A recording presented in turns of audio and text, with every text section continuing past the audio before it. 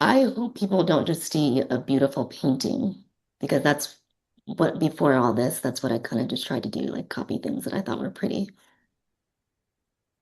But I hope that they make people feel seen, maybe, or understand something that they didn't before, because that's what they mean to me. That I'm trying to share stuff that I overcame and also in a hopeful way. I know that a lot of people put their emotions on paintings, and sometimes it's difficult to look at because it can be really raw and really emotional. And I want that with mine, not the uncomfortable part, but I want to get that emotion across, but also make it in a way that's like uplifting because that's, I feel like, what got me through all of the stuff I've been through.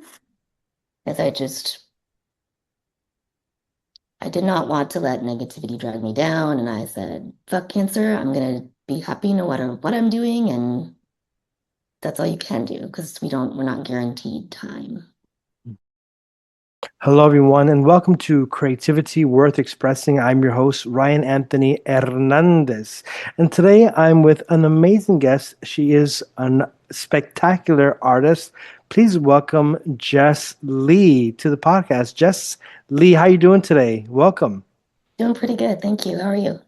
I'm doing good. Currently, I'm in San Antonio. We are going through a bit of a rainstorm, thunderstorm. So if my connection goes a little bit off, you all know why. But anyways, thank you so much for being here. I'm so happy to see you here.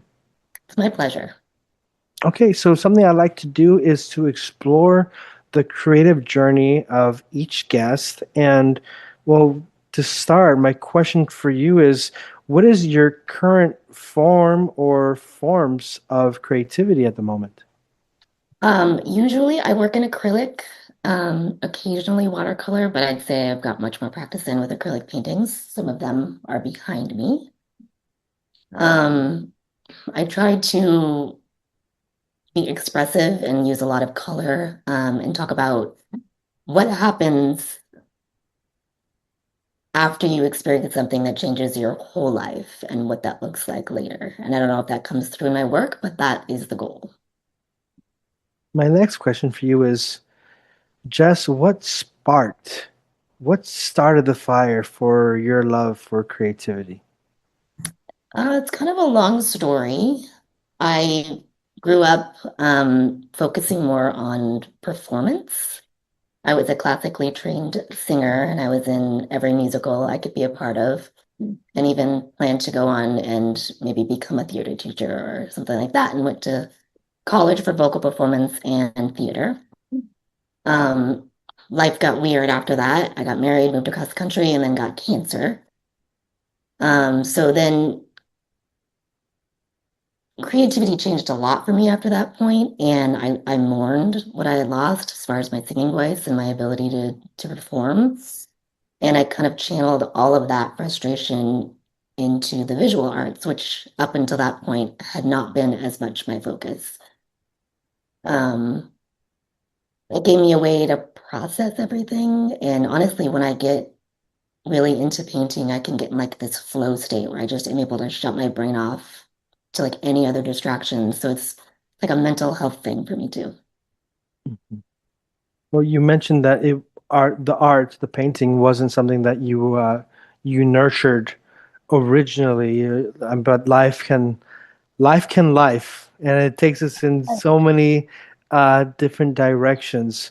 Um, But what was it about painting that resonated with you most? Because there are other forms of creativity. There's like sculpting, there's poetry, there's a huge variety. But we see behind you such beautiful paintings. So, what was it that resonated with you most, that pulled you in that direction?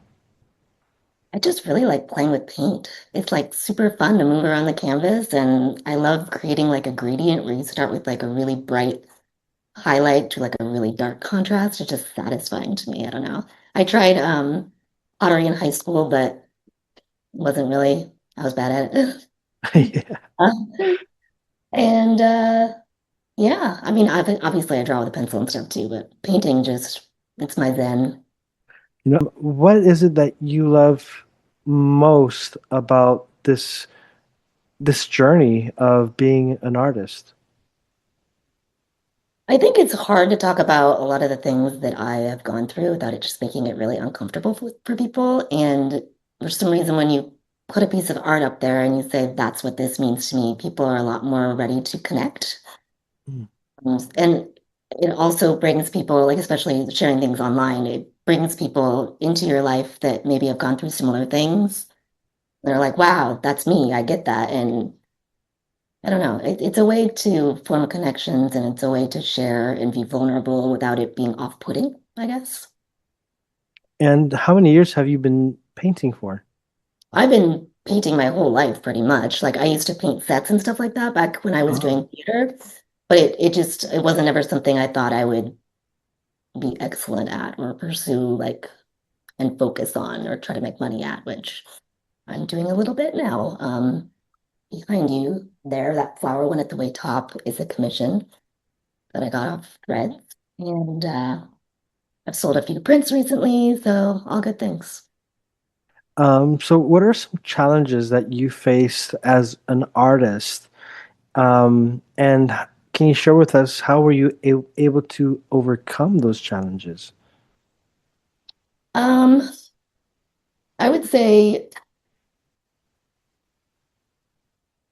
it's it's a really hard thing to put your art out there and be visible. I struggle with that. I know that a lot of people that are more successful are like just promoting themselves all the time. That's hard for me, especially since my body has changed so much since cancer. I've got a tube in my throat, got a tube in my stomach. I struggle to like eat and breathe normally.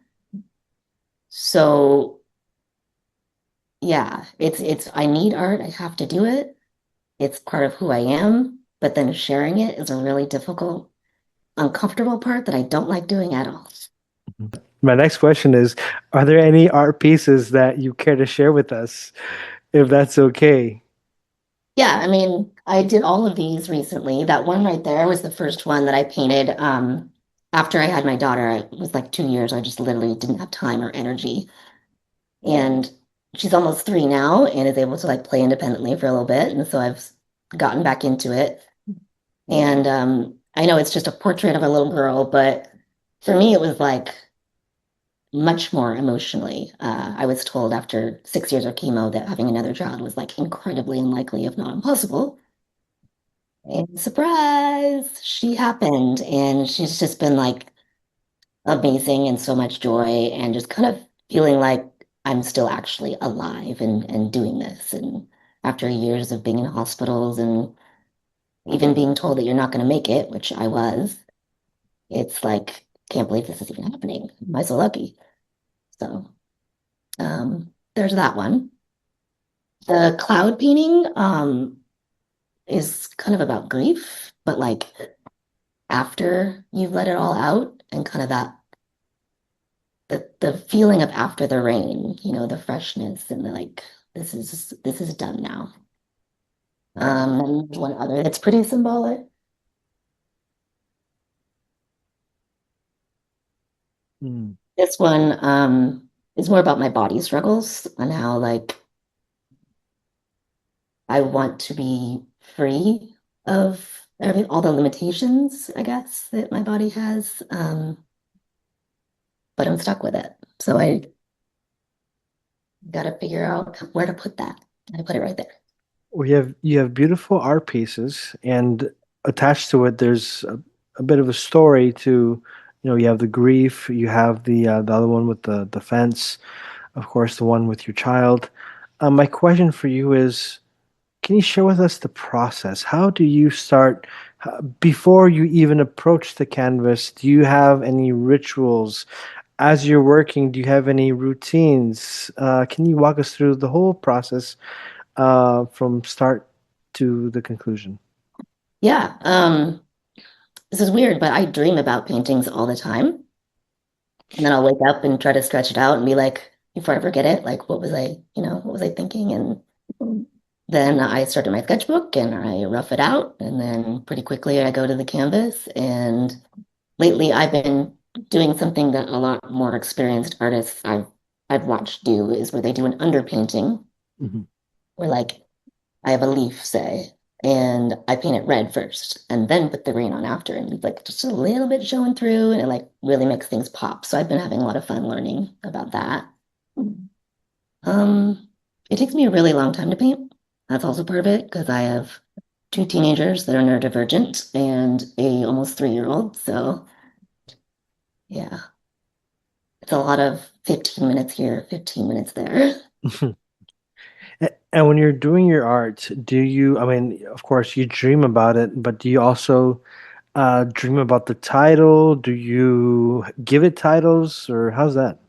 I don't know, titles are hard for me, actually. I'm less able to express myself verbally or, with writing than I am with visuals.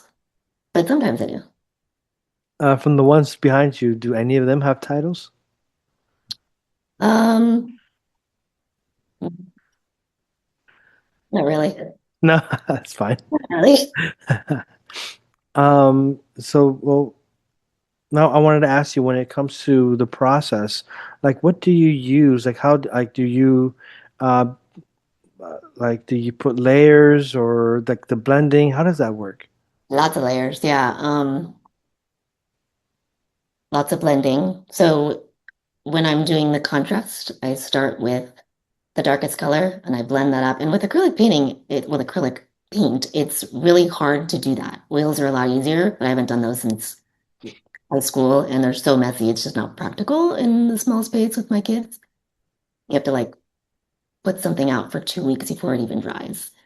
But with acrylic, it's the opposite challenge where you put on that first layer and you really quickly have to go get the next one and blend it into that one and kind of just pull it up until you've slowly gotten lighter and lighter to the point where that's your highlight. Um, so it's a really hard thing to do, and I feel like that's one part of my art that I've practiced a lot and I'm fairly good at, and so it's satisfying. Yeah.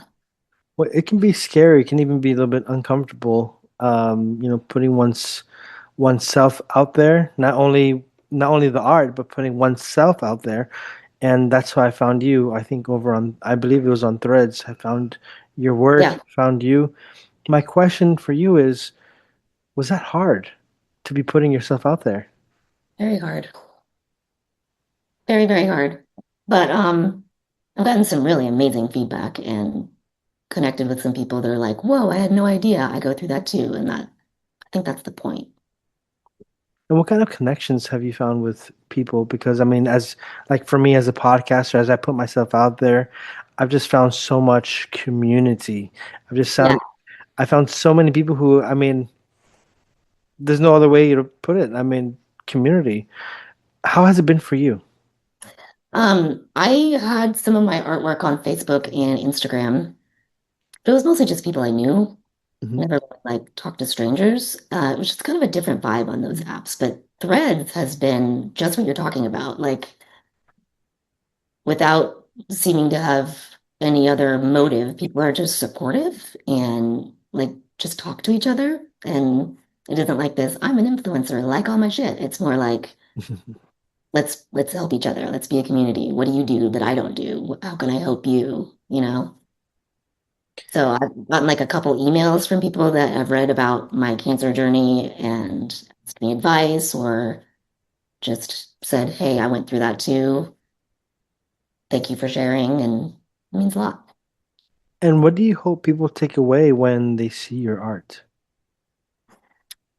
Um, I hope people don't just see a beautiful painting because that's what before all this, that's what I kind of just tried to do, like copy things that I thought were pretty. But I hope that they make people feel seen, maybe, or understand something that they didn't before, because that's what they mean to me. I'm trying to share stuff that I overcame and also in a hopeful way. I know that a lot of people put their emotions on paintings, and sometimes it's difficult to look at because it can be really raw and really emotional. And I want that with mine, not the uncomfortable part, but I want to get that emotion across, but also make it in a way that's like uplifting because that's, I feel like, what got me through. all of the stuff I've been through, as I did not want to let negativity drag me down. And I said, fuck cancer, I'm gonna be happy no matter what I'm doing, and that's all you can do because we're not guaranteed time. Mhm. And so I just want to put good back into the world.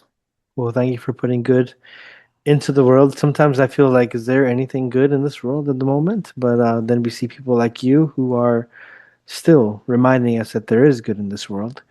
My next question for you is from all the art that you have completed, that you've done or worked on, do you have a favorite one?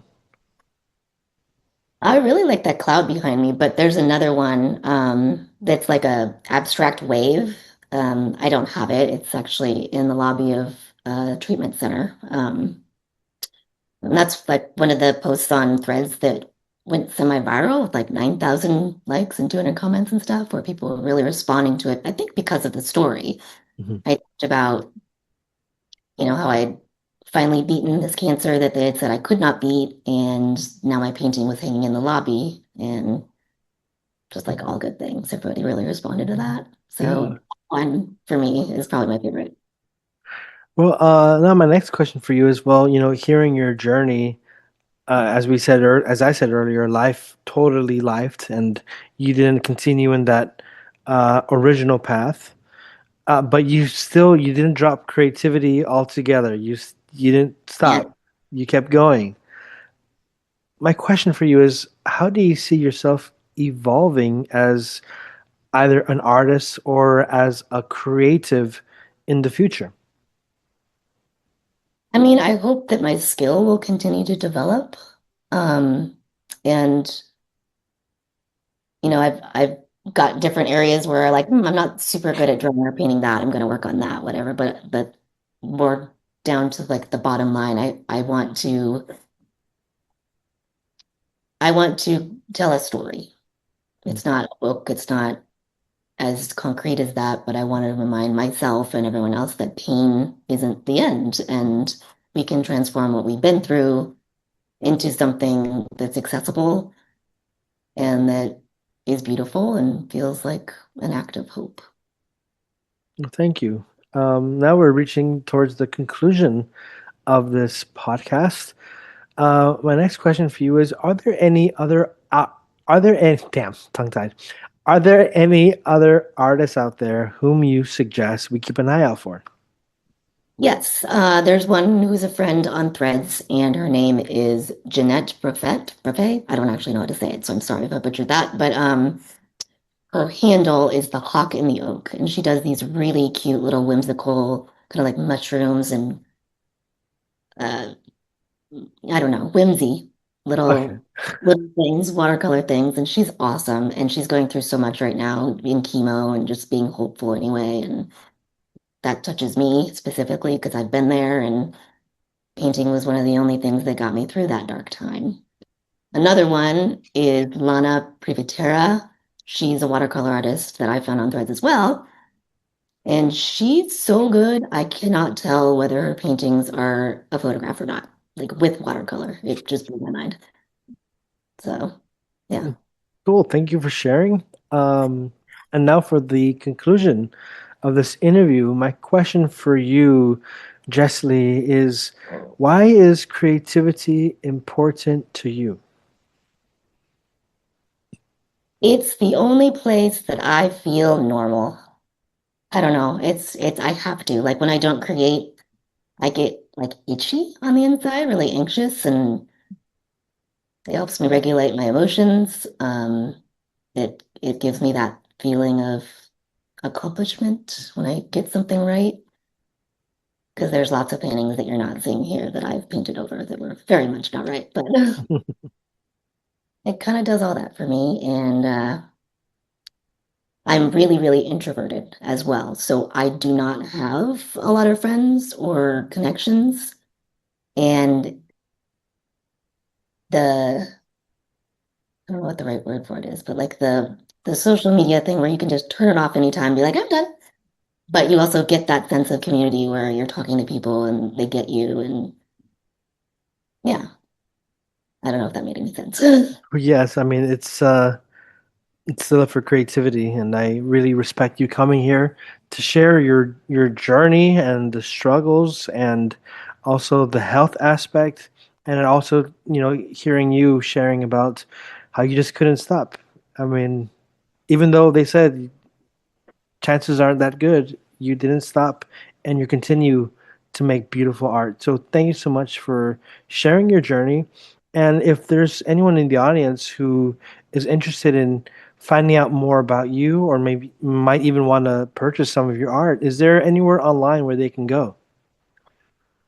Just right now, it's just on Threads and Facebook and Instagram. I used to have a website years ago, but then life changed and I had a baby and I kind of like stopped creating for a while. So yeah, right now, just Threads, Facebook, and Instagram. J Uh, Lee Art. J. Lee, like, can you spell it for us? Leigh. Perfect. Yeah. Well, thank you so much, Jessica, just for sharing your love for creativity to the audience. Thank you for tuning in. Hey, wasn't that awesome? Go check out Jess Lee's threads, Instagram, all of that cool stuff. And don't forget, share this episode too so that more people can discover the art, the amazing art by today's guest, Jess Lee. And you can also help me out. Yes, you can do that by liking this episode, giving a subscribe, and feel free to comment as well because that always helps out, especially positive comments. I always appreciate that. And if you want to help keep this podcast going, you can do so by contributing at buymeacoffee.com/truth7. All of your contributions, all of your help really assists me in keeping this podcast going and helps me to keep going as well. So thank you to the audience for tuning in. And Jessie, thank you so much for sharing your love for creativity. My pleasure. Thank you. I'm gonna